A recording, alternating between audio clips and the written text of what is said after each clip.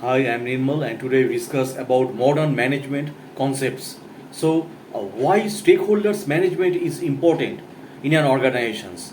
Level of interest, low and high, minimum efforts, keep informed, keep satisfied, key players. That is the main points in order to justify why managing stakeholders is important to the organizations. First, we have to clarify what is a stakeholder.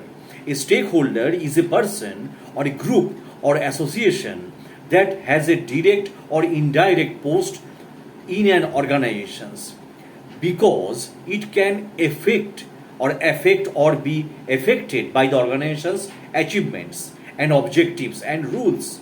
Key shareholders or stakeholders in a business organizations include creditors, customers, administrations, employees, government and its agencies. Owners, that means shareholders, traders, unions, and the community from which the business gain its capital. A stakeholder can be divided or dividing into primary and secondary groups. Primary stakeholders are important to the continued success of the organizational venture and include shareholders and investors, staff, contractor, customers and suppliers. So what is customer analytics? Now we discuss about this. Data in any form is considered as the new gold in the 21st century. Organizations that primarily focused on data driven approaches have the potentials to be ahead of their respective games. One of the important and core objectives of any company would be to maintain a solid and strong relationship with its customers, understanding them and providing them what they want.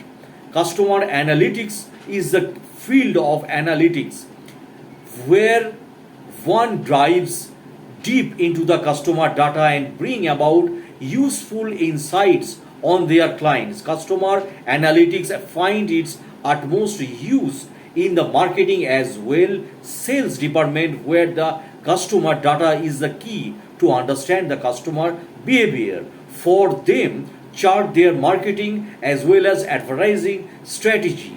So now we discuss about the effectuation, a new paradigm of entrepreneurship. So the business world is permitted through and though this kind of relationality based on what we see is happening today in the world. What are the trends? What are the trends? We must follow this. What will be the consequences are forecasted the solutions in a business environment. However, according to Saras, it is not how entrepreneurs think. The thought processes is not casual but effectual. When a project is approached, the entrepreneur has three main skills: his own innate abilities, skills acquired through education and personal contacts. The entrepreneur is guided by simple maxim: to what extent we will control the future, we do not need to predict it. So, role of organizational climate in facilitating innovation. Now we discuss about this. One of the most important role that the leaders play within organization setting is to create the climate for innovations. Organizational climate is a key factor in innovation implementations, building up an innovative culture is an organization is one of the important tasks of an innovative leaderships. At the same time, creative organizational climate is one of the fundamental elements that leads to success of innovations. Doing so successfully will certainly further secure and strengthen the leaderships which initiates innovative climates in the first place. This success will also bind more followers to the leadership because of its respective contributions for innovations or in another word further success. So the role of leadership in innovations. Now we more than ever, companies are putting more attention to innovations that make their products and services more competitive, thereby enable them to survive and flourish in the changeable and challenging global environment. Innovation is regarded as a key driver of competitive advantages in organizations. Innovations is defined as the first attempt to carry out a new creative idea and translate it into practice. However, it is not easy. It's a difficult and complex task. There are two primary factors influencing the success of innovations: technical resources, people, equipment, knowledge, money, etc., and the abilities in the organizations to manage these resources and encourage innovations. Now we discuss about what is sustainability. So, sustainability, social equity, bearable, equitable, sustainable, economic viability, environmental protections, and viable. The interest is sustainability has grown over recent years and is shared among a variety of national and international organizations, special interest groups, and corporations around the world. Sustainable business practices are becoming a worldwide business requirement. Some of the main sustainability requirements have been stated explicitly by many different organizations. A widely cited definitions of sustainability is attributed to the United Nations. So, Brundtland Commission and reads as follows: meeting the needs of the present without compromising the ability to future or further generations to meet their own needs. Another set of requirements describes the border of more specific applications of sustainability and can be seen in the 10 principles of the UN Global Compact, which was enacted in 1999. Now we discuss about the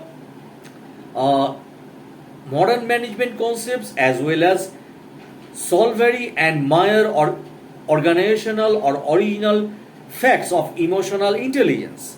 So, emotion is a relatively difficult concept to clearly delineate by it's generally accepted that it is an organized mental response that includes philosophical experiences and cognitive aspects. Emotionals are largely but not exclusively related to interpersonal relationships, and specific emotions are relatively resistant to culture and individual difference, although this can affect the way in which emotions are expressed or perceived.